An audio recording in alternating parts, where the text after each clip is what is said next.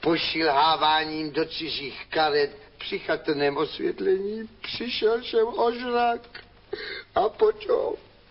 Potom? Gwendolín. Andělská Gwendolín tak těžce nešla šňoubenčovou zkázu, že chřadla a chřadla až... Až? Co až? Až. Až uchřadla. Vidím to před sebou, jako by to bylo dnes. Jdu rovnou ze špitálu.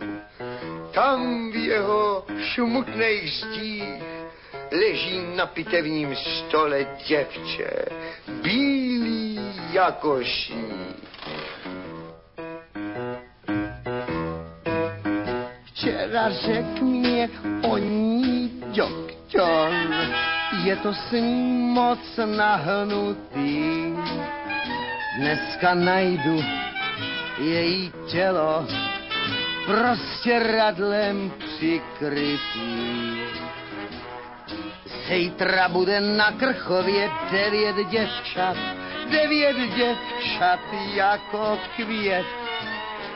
Ale z Krchova jen 8 se jich potom vrátí zpět.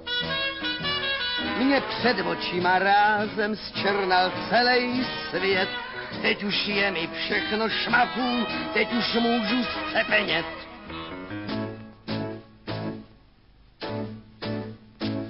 Až jednou sklapnu paraple, to bude legrace, to bude teda funus, no zkrátka senzace.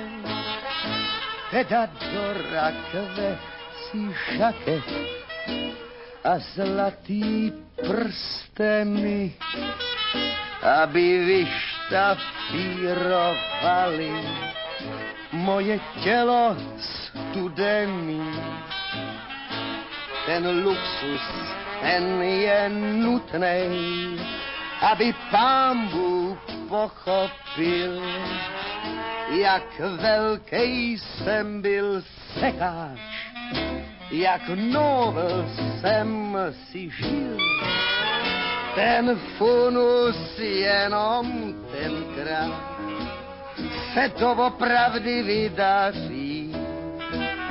Jestli rakev ponesou mi 4 těžký valchaři a že jsem celý život tropil samou nezdobu, tak holky z Tingle-Tanglu mě šoupnou do hrobu.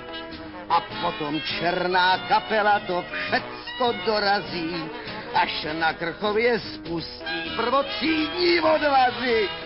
Tak už jsem teda skončil ten srdce rivnej blues, který je tak hrozně smutnej, jako funebrátskej vůz.